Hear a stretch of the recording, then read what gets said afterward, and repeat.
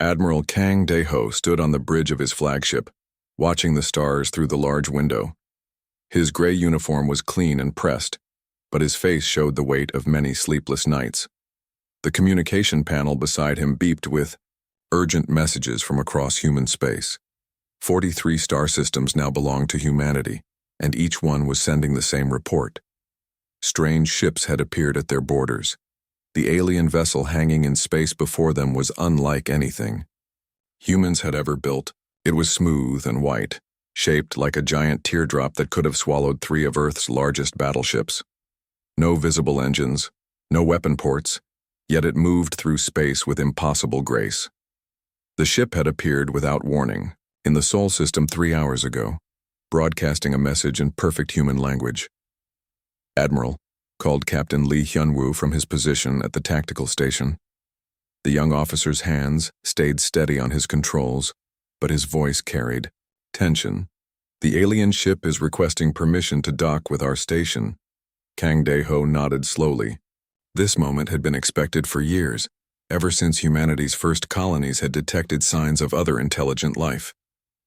Dr. Park Soo-jin had warned them that contact was inevitable. The question was whether these aliens came as friends or enemies. "Grant them docking permission," the Admiral ordered, "but keep all weapon systems ready. Tell Ambassador Yoon Mi-rae to meet them in Docking Bay 7. Full diplomatic protocol." On the station below, Ambassador Yoon Mi-rae smoothed her dark blue diplomatic robes and checked her translation device one final time. She had spent 15 years preparing for this moment, studying every scrap of information humanity had gathered about potential alien contact. Her team of linguists and cultural experts stood behind her, all wearing formal Earth government uniforms. The alien ship, attached to the docking bay with a soft hiss of airlock sealing. When the doors opened, 3 beings walked through that made every human present step back in surprise. They were tall and thin, with pale blue skin that seemed to shimmer in the station's lights. Their faces were angular, with large dark eyes, and no visible nose. They wore flowing robes that changed color as they moved, shifting from deep purple to silver. The lead alien stepped forward and spoke in a voice that sounded like wind chimes. "I am Council Speaker Velmar of the Hegemony. I come bearing words from the Galactic Council that rules this galaxy. You will listen." Ambassador Yoon Mi-rae bowed slightly, following diplomatic custom. "Welcome to human space. I am Ambassador Yoon Mi-rae, representing Earth and all human colonies. We are honored to make contact with your people." The alien called Velmar did not return the bow. Instead, he raised one long-fingered hand, and a holographic display appeared in the air between them. It showed a map of the galaxy with thousands of star systems marked in different colors. Human space appeared as a small cluster of red dots near one edge. "This galaxy has known peace for 3,000 years under Council rule," Velmar said, his voice carrying no warmth. 12 great species work together to maintain order and prevent the wars that once destroyed entire systems. We have watched your species spread across these systems like a disease." The words hit the humans like physical blows. "Ambassador Yoon," Mi-rae kept her face calm, but her hands tightened at her sides. "We have harmed no one. Our colonies are built on empty worlds or those we have terraformed ourselves." "You build weapons," Velmar replied coldly. "You expand without asking permission. You consume resources that belong to the Council. This cannot continue." Behind the ambassador, Dr. Park Soo-jin stepped forward. The xenobiologist had dedicated her life to studying alien life, but nothing had prepared her for this moment. "Perhaps we can reach an understanding," she said carefully. "Humanity desires only to survive and prosper. We have no wish for conflict." Velmar's large eyes fixed on her with something that might have been amusement. "Survival is not a right. Human. It is a privilege granted by those with the power to enforce it. The Council has such power. Your species does not." The holographic display changed, now showing massive alien fleets stationed throughout the galaxy. Ships by the thousands, each one larger than anything humanity had ever built. Weapons that could crack planets, shields that could withstand the heat of stars. The message was clear. Resistance was impossible. The Council offers humanity one choice, Velmar continued. You will abandon all colonies beyond your birth system. You will submit to Council oversight of your population and technology. You will accept the limits we place upon you. In return, your species will be allowed to exist under our protection. And if we refuse, Ambassador Yun Mirei asked, though she already knew the answer, then your species will be eliminated, Velmar said with the same tone one might use to discuss the weather. We have done this before. The galaxy is filled with the ashes of races who chose defiance over wisdom. The alien reached into his robes and withdrew a small device that projected another hologram. This one showed dead worlds, their surfaces burned black and lifeless. Cities that had been turned to glass, oceans boiled away to nothing. The Kethrani chose war, Velmar explained. They possessed technology nearly equal to ours and commanded 100 systems. It took us 6 months to erase every trace of their civilization. The Mordak lasted only 3 weeks. The last species to refuse us was eliminated yesterday. Dr. Park Soo-jin felt sick as she watched the images of destruction. Billions of lives snuffed out because they had dared to resist. The scale of it was beyond human comprehension. You have 72 standard hours to provide your answer, Velmar announced. Contact the Council fleet waiting at the edge of your system when you are ready to surrender. Do not attempt to flee. Do not attempt to fight. Such actions will result in immediate extermination. Without another word, the 3 aliens turned and walked back to their ship. The docking bay doors sealed behind them, and within minutes their vessel had disappeared into faster-than-light travel, leaving only empty space behind. Ambassador Yun Mirei stood in the sudden quiet, her mind racing. Around her, her staff, looked pale and shaken. The weight of humanity's survival now rested on the decision that would be made in the next 3 days. Get me a secure channel to Earth, she ordered. Priority 1, the President needs to hear this immediately. High above them on the flagship, Admiral Kang Dae-ho had watched the entire meeting through security feeds. His weathered face showed no emotion, but his hands gripped the railing of the bridge until his knuckles turned white. Captain Lee Hyun-woo approached carefully. Admiral, should we begin evacuation procedures? The old admiral was quiet for a long moment, staring out at the stars where the alien ship had been. Finally, he turned to face his young officer. No, he said quietly. Send a message to all fleet commanders. Code Black authorization. Tell them it's time. Lee Hyun-woo's eyes widened. Code Black was the highest military alert, reserved for only the most extreme circumstances. Sir, are you sure? The aliens have weapons we can't match. Admiral Kang Dae-ho smiled for the first time in hours, but it was not a pleasant expression. They think they know everything about humanity, Captain. They're about to learn how wrong they are. Across human space, secret messages began flowing through hidden communication networks. Plans that had been decades in the making started moving into action. The aliens had given humanity 72 hours to surrender. They had no idea that humanity had been preparing for this moment for over 20 years. The Council Enforcement Armada moved through space like a metal storm.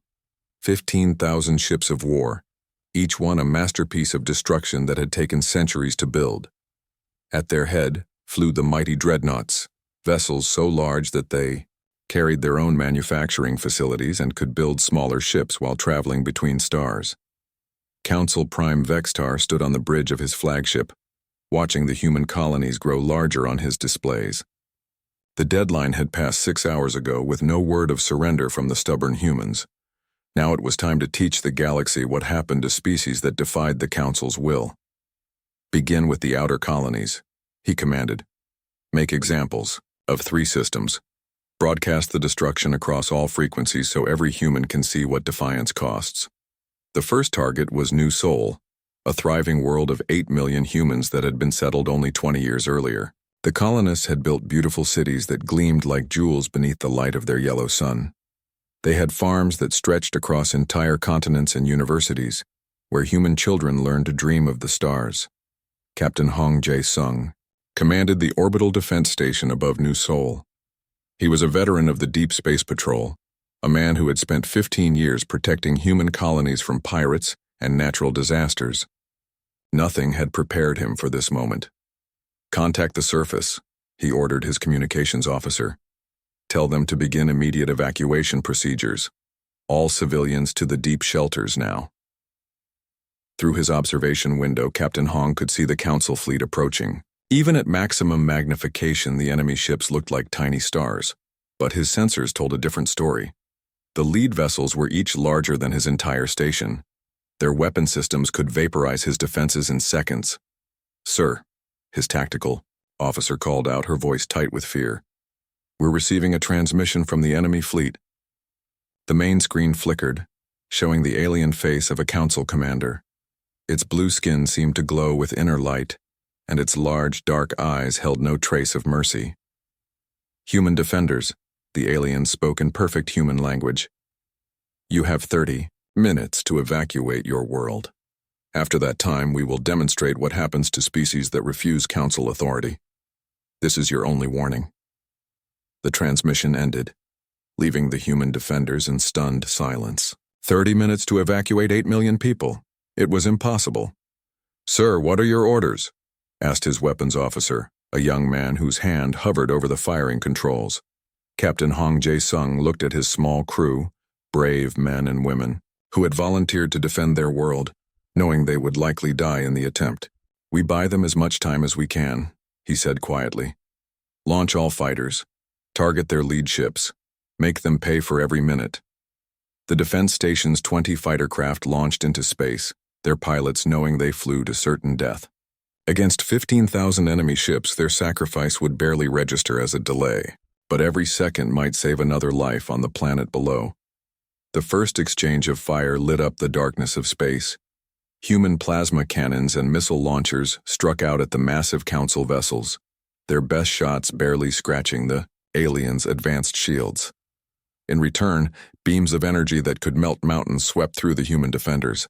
Captain Hong watched his fighters die one by one, each explosion marking the end of a brave pilot who had chosen duty over survival. His station's weapons fired continuously, pouring everything they had into the enemy fleet.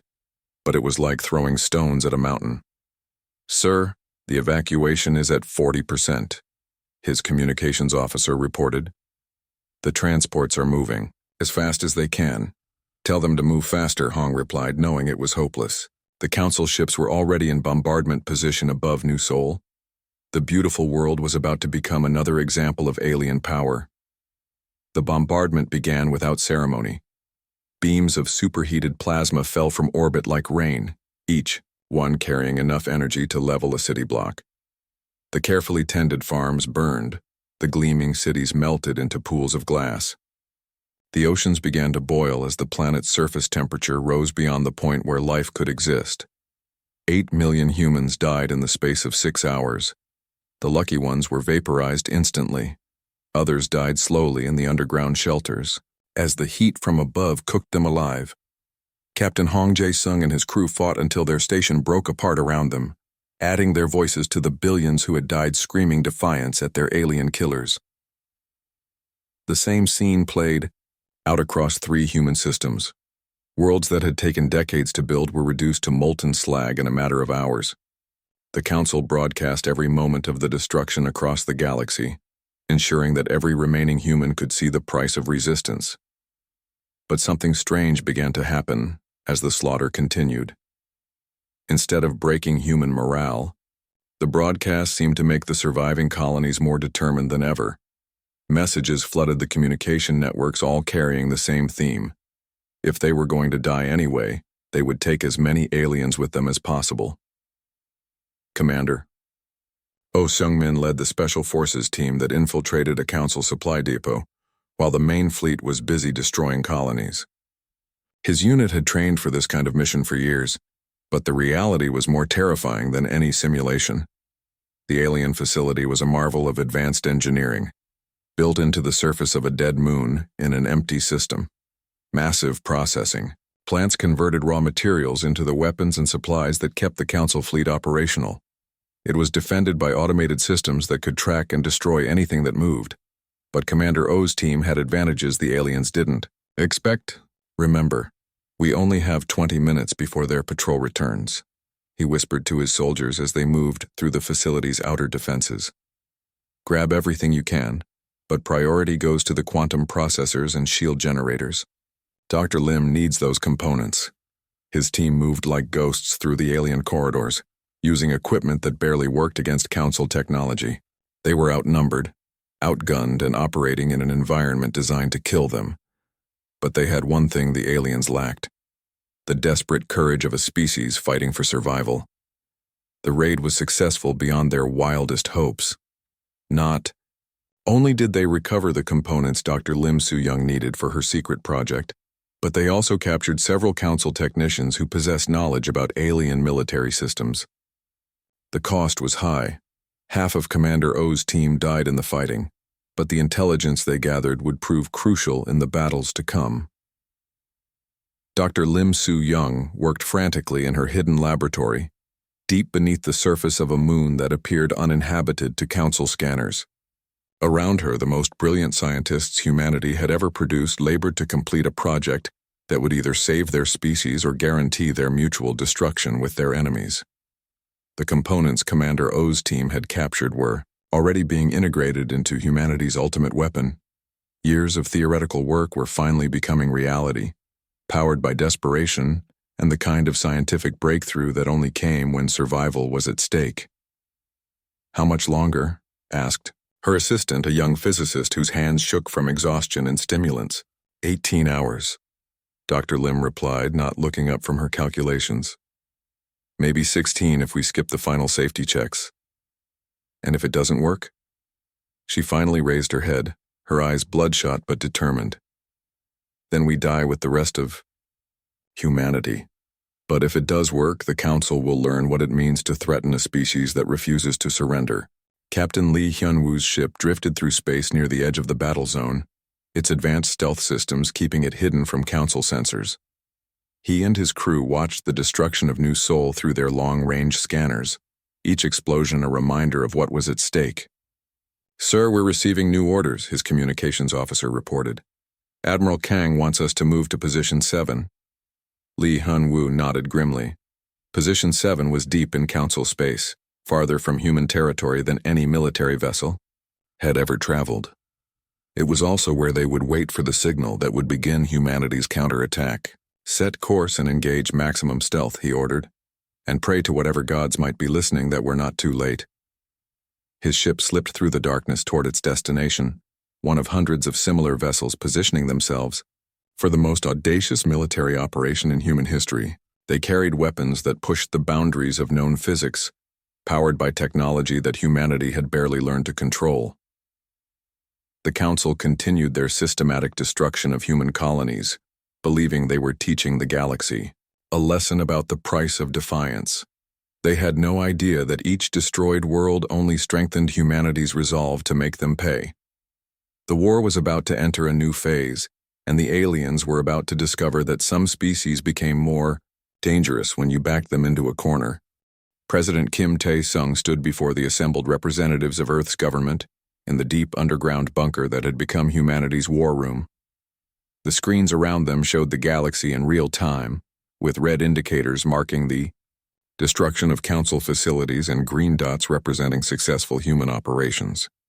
"The moment has come," the president announced, his voice carrying across the chamber and simultaneously being broadcast to every remaining human colony.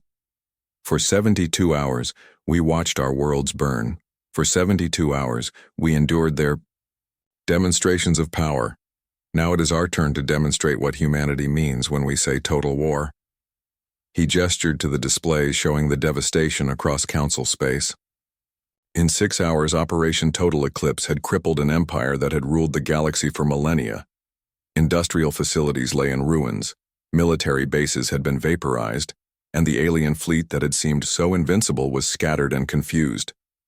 "Council Prime Vextar," the president continued, knowing the alien leader could hear every word through the quantum communication networks his people now controlled. "You demanded our surrender. You threatened us with extinction. You have forced us to show you what extinction truly means." Council Prime Vextar stood amid the wreckage of his flagship's bridge, His ancient face twisted with disbelief and rage. Half his fleet had been destroyed by weapons that appeared from nowhere. His empire's infrastructure was burning across hundreds of systems. Reports flooded in of human forces capturing council worlds and turning their own defenses against them. "How is this possible?" he demanded of his remaining advisors. "They are a primitive species. Their technology is centuries behind ours." His intelligence chief, one of the few senior officers to survive the initial strikes, spoke with a trembling voice. "We underestimated them, Prime.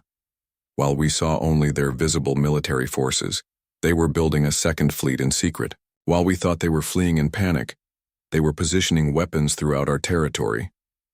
The massive display screen at the front of the bridge flickered to life, showing the face of a human admiral. Vexitar recognized him as the commander, who had been present during their first contact with this troublesome species. "I am Admiral Kang De-ho of the Human Defense Fleet," the image said. "By now you understand that your invasion of human space was a mistake. We offer you one chance.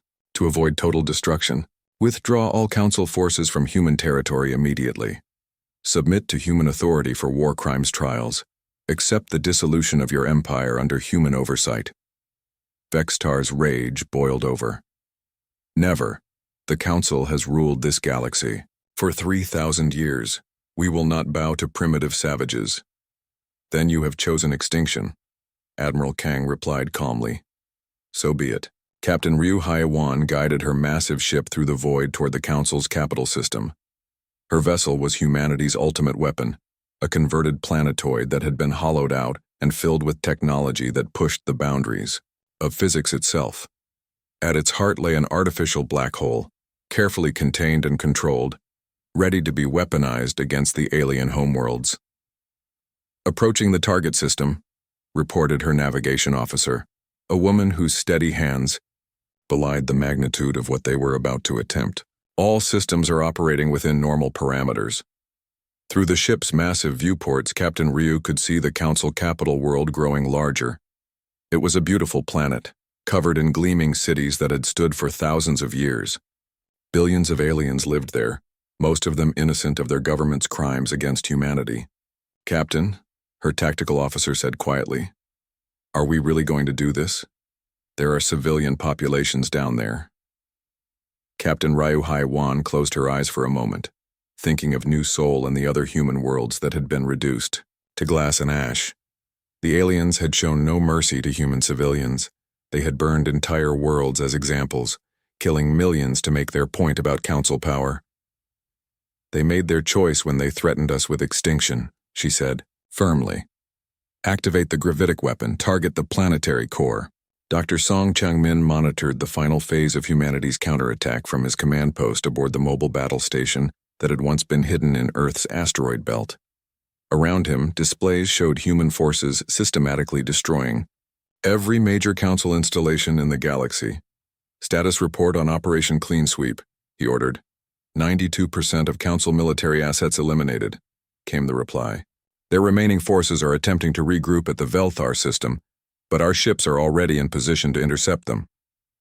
Dr. Song nodded with grim satisfaction.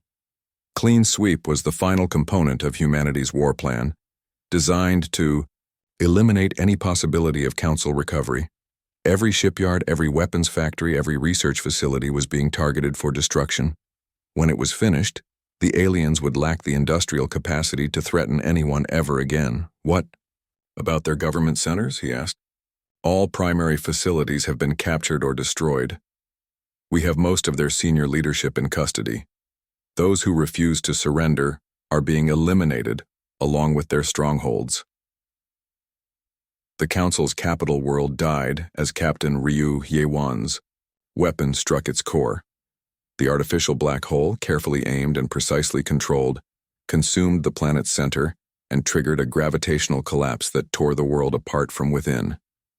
The gleaming cities that had stood for millennia crumbled into dust, and the billions of aliens who had never imagined their empire could fall died in the space of minutes. The destruction was broadcast across the galaxy on every frequency, ensuring that every surviving Council species could witness the fate of those who threatened humanity with extinction. The message was clear. This was what total war looked like when humans decided to fight without restraint. Admiral Shin Ye-jin's fleet emerged from quantum tunnel space in the heart of what had once been Council territory. Her ships spread out through the system, their sensors detecting no sign of organized resistance. The few alien vessels that remained either surrendered immediately or fled toward the galactic rim. "Signal from the surface, Admiral," her communications officer reported. "The planetary government is requesting terms for surrender." "Tell them they will be treated according to the laws of war," Admiral Shin replied. "Any species that cooperates with human authority and accepts responsibility for their government's crimes will be allowed to survive under our protection. Those who resist will share the fate of their homeworld." It was not an idle threat. Humanity had demonstrated beyond any doubt that they possessed both the will and the means to eliminate entire civilizations. The surviving Council species, faced with the choice between submission and extinction, chose to live. President Kim Tae-sung stood once again before the cameras, this time addressing not just humanity, but the entire galaxy. Behind him, the flags of Earth's nations had been joined by new banners representing the human colonies that had survived the Council's assault. "The war is over," he announced. "The Council that threatened our extinction has been destroyed. Their military forces have been eliminated, their government dissolved, and their empire placed under human authority." He paused, letting the weight of those words sink in across the galaxy. In less than a week, humanity had transformed from a threatened species facing extinction to the dominant power in galactic civilization, to the surviving species of the former Council territories, he continued. "We offer you the same choice your leaders gave us. Submit to human authority, accept the limits we place upon you, and you will be allowed to exist under our protection. Refuse, and you will share the fate of those who thought they could threaten us with impunity." The transformation was complete.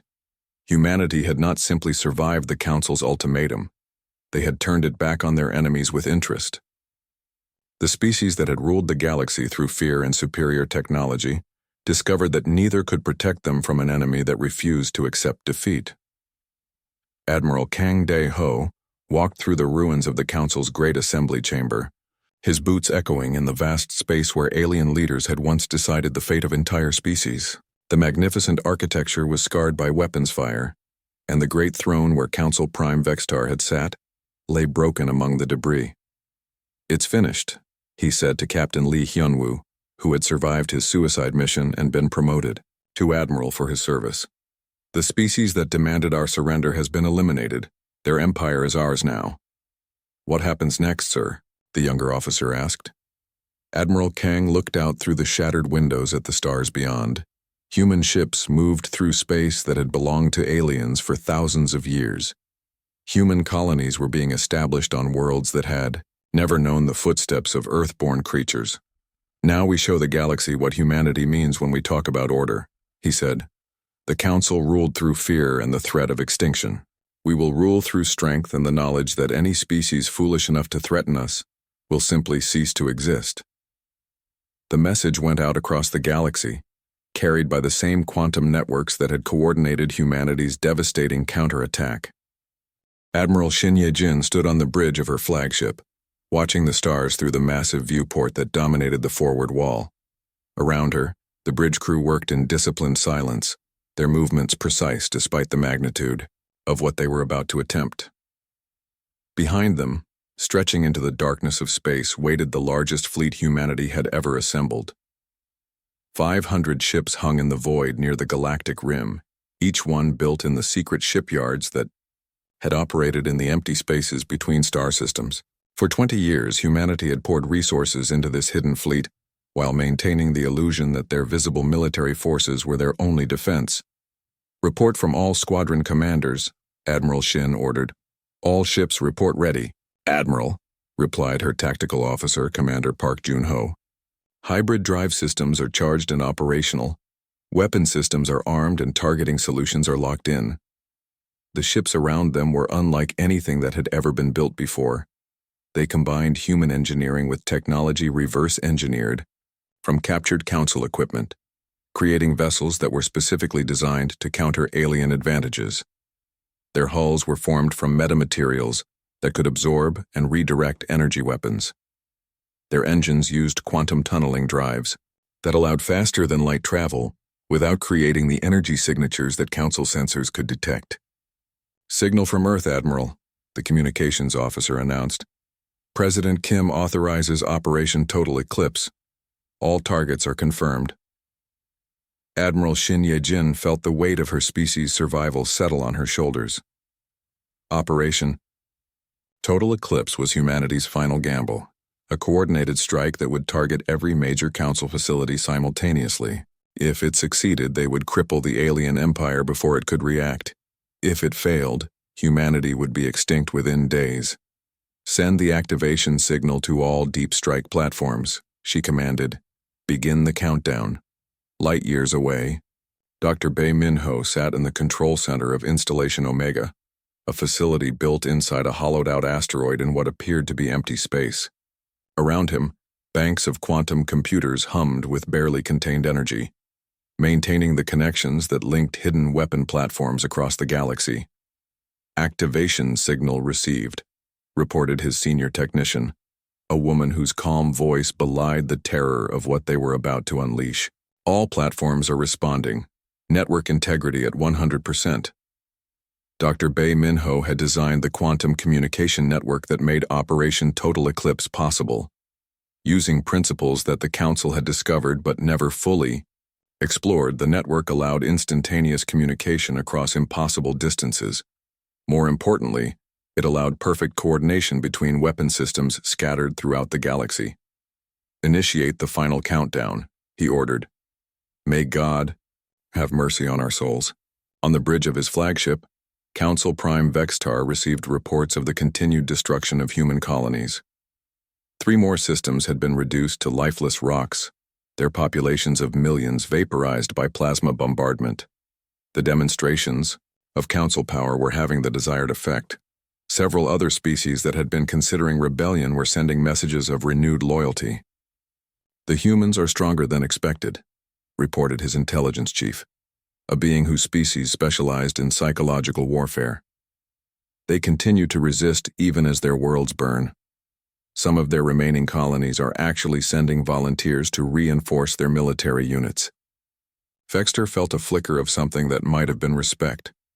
Most species collapsed into panic and despair when faced with such overwhelming force. These humans seemed to become more dangerous as their situation grew more desperate. "How much longer until we reach their capital system?" he asked. 6 hours until we arrive at Sol," came the reply. "Our advanced scouts report that Earth is heavily defended, but nothing that our main fleet cannot handle." "Good," Vextar said. "Once we destroy their homeworld, any remaining human colonies will surrender immediately. No species can maintain morale after watching their birthplace die." He had no way of knowing that Earth's defenses were the least of his problems. The real threat to the Council was already in motion, spreading through their territory like an invisible plague. Captain Lee Hyunwoo's ship emerged from stealth mode in the heart of Council space, its sudden appearance triggering every alarm system in the nearby military complex. The facility was massive, an orbital fortress that served as the primary shipyard for the Council's war fleet. Hundreds of vessels under construction hung in its docking bays like sleeping giants. "Target acquired," reported his weapons officer, a veteran fighter pilot who had volunteered for what everyone knew was a suicide mission. "Quantum torpedoes locked on primary reactor." "Fire," Captain Lee ordered. The weapon that struck the shipyard was unlike anything the galaxy had seen before. Instead of simply exploding, it created a localized collapse of space-time that consumed matter and energy alike. The massive fortress, which had taken centuries to build and housed over 1 million Council workers, simply ceased to exist. The same scene played out simultaneously across 300 star systems. Hidden human ships struck at Council military bases, government centers, and industrial facilities. Weapons platforms that had been disguised as asteroids or space debris suddenly activated, pouring destruction into targets that had never known they were vulnerable. In the space of 10 minutes, the Council lost more assets than they had in the previous 1,000 years of conquest. Their ancient empire, built on the assumption of unchallenged technological superiority, found itself under attack by weapons it couldn't understand and enemies it couldn't locate. Dr. Lim Soo-young watched her masterpiece unfold from her hidden laboratory. The quantum resonance bombs were working exactly as designed, creating chain reactions that spread through council space like wildfire. Each detonation sent ripples through the alien communication networks, disrupting their coordination and leaving their forces blind to the scope of the human attack. Phase 2 is complete, she announced to her team.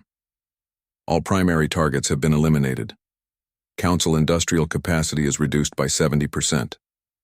Her assistant, a young man whose family had died when the aliens destroyed New Seoul, allowed himself a grim smile. What about Phase 3?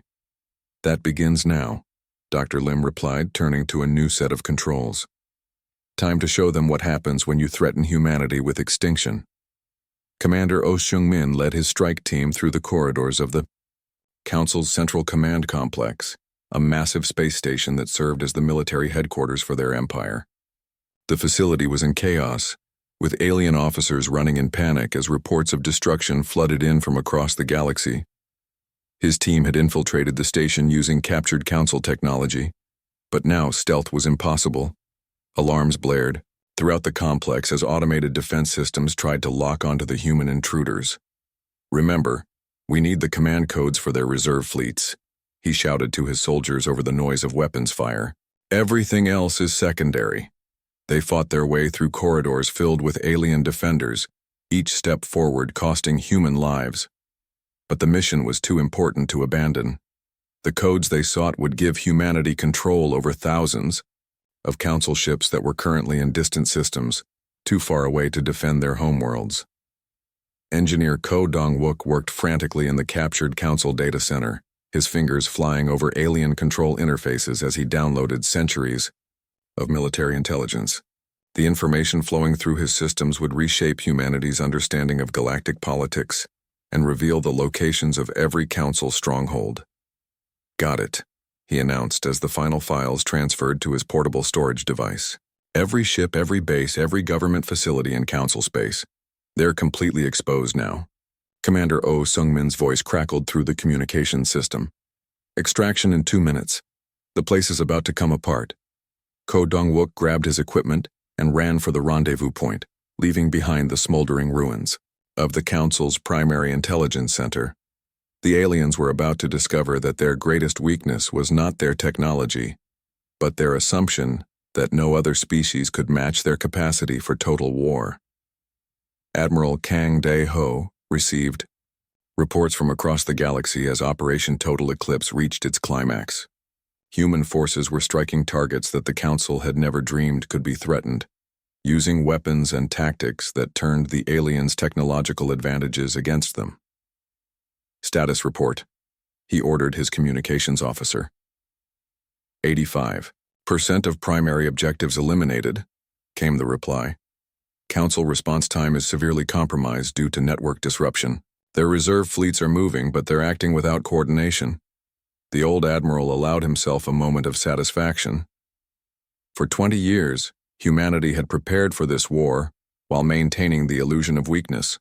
They had studied their enemies, learned their strengths and weaknesses, and developed strategies that would have been impossible for a species thinking in terms of conventional warfare. Signal all units, he ordered. Begin Phase 4. It's time to show the Council what total war really means. President Kim Tae-sung sat at the head of the long table in the emergency council chamber, deep beneath the mountains of Korea. The room had been built to survive nuclear war, but the threat they faced now made atomic weapons seem like children's toys.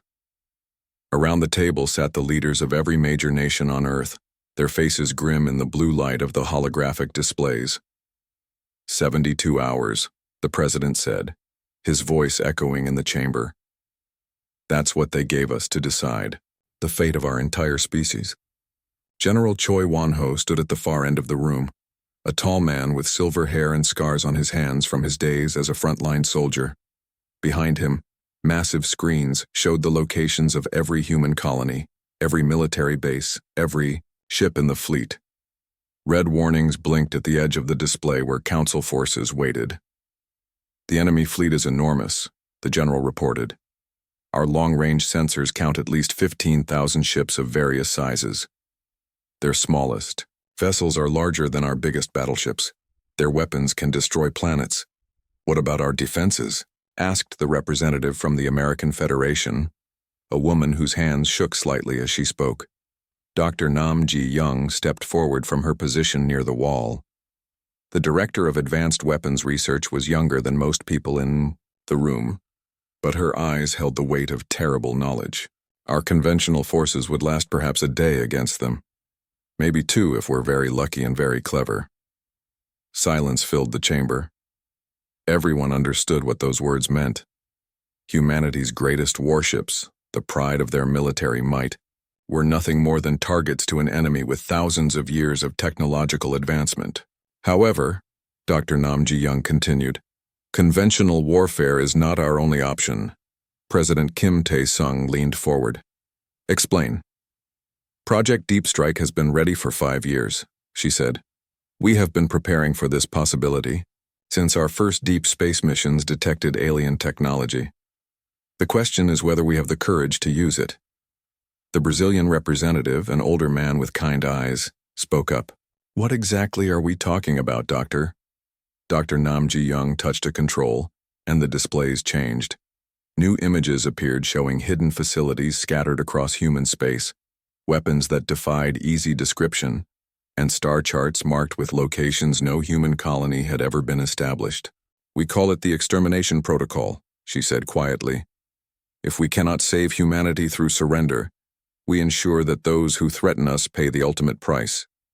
On the orbital station above Earth, Admiral Kang Dae-ho received the emergency transmission from the planet below. The president's face appeared on his private screen, the weight of leadership clear in every line of his features. "The Council has voted," President Kim Tae-sung said. "We will not surrender.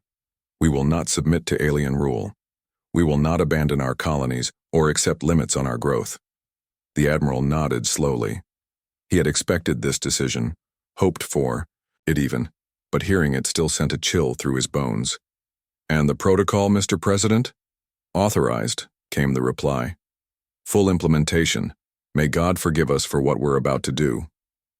The transmission ended, leaving Admiral Kang Dae-ho alone with his thoughts. He had helped design the protocol years ago, back when it seemed like an impossible nightmare that would never be needed.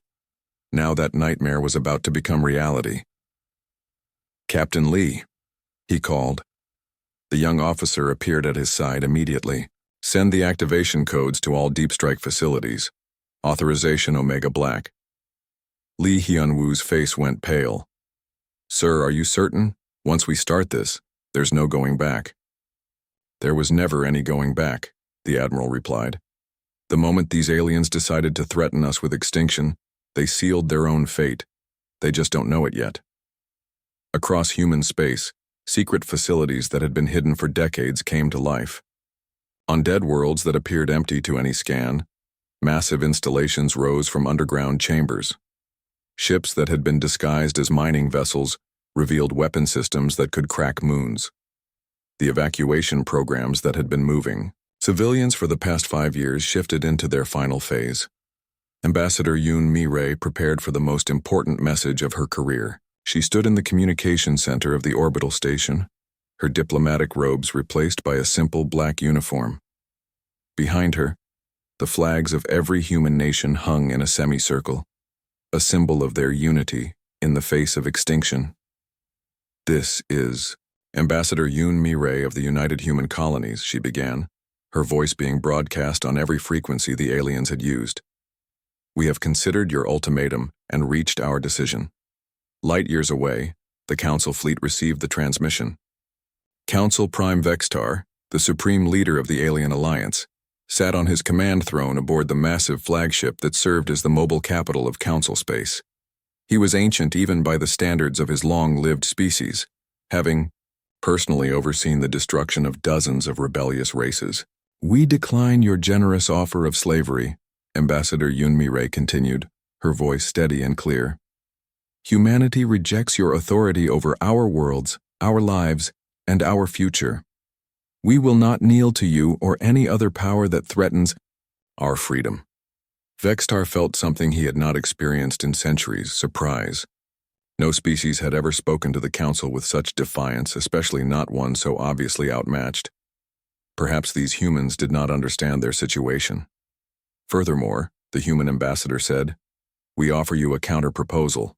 Withdraw your forces from human space immediately. Return to your own systems and never threaten humanity again.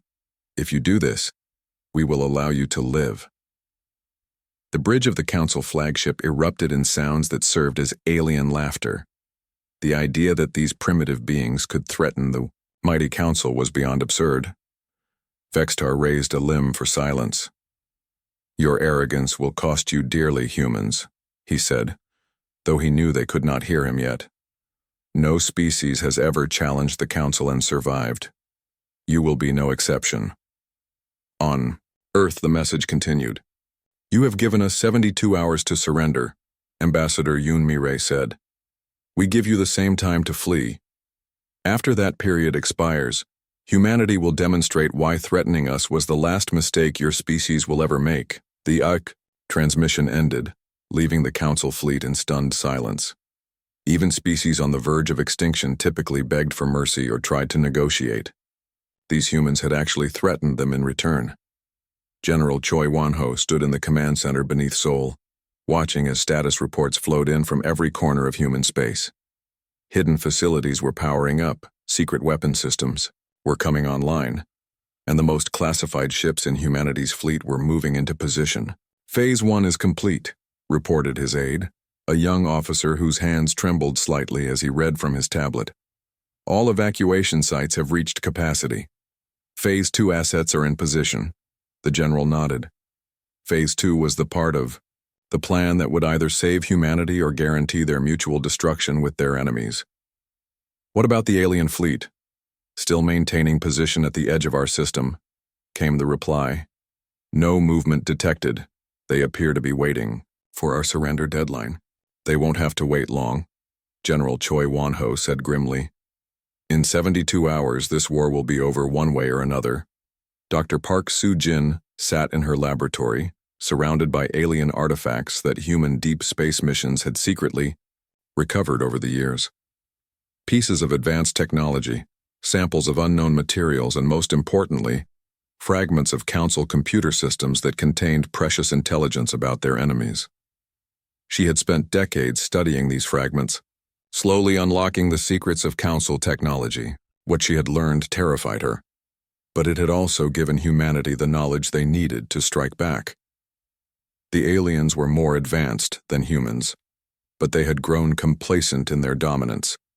They had forgotten that evolution was a process that never stopped, and that a younger species might develop advantages that ancient ones had lost. "The countdown has begun," she whispered to herself, looking at the alien artifacts one last time. "I hope we're making the right choice." High, above Earth, Captain Lee Hyun-woo prepared his ship for departure. The vessel looked like a standard human cruiser from the outside, but hidden within its hull were weapon systems that pushed the boundaries of known physics. He and his crew had trained for this mission for 3 years, knowing that they might not survive to see its completion. "All stations report ready, Captain," his tactical officer announced. "Then let's go show these aliens what humanity is really capable of," Lee Hyun-woo replied. "Set course for the rendezvous point. Maximum stealth." The ship slipped away from Earth's orbital defenses, its advanced cloaking systems hiding it from any sensor that might be watching. It was one of hundreds of similar vessels moving through space, all heading for positions the aliens would never suspect. The 72 hours were counting down, and humanity was about to show the galaxy that some species were too dangerous to threaten with extinction.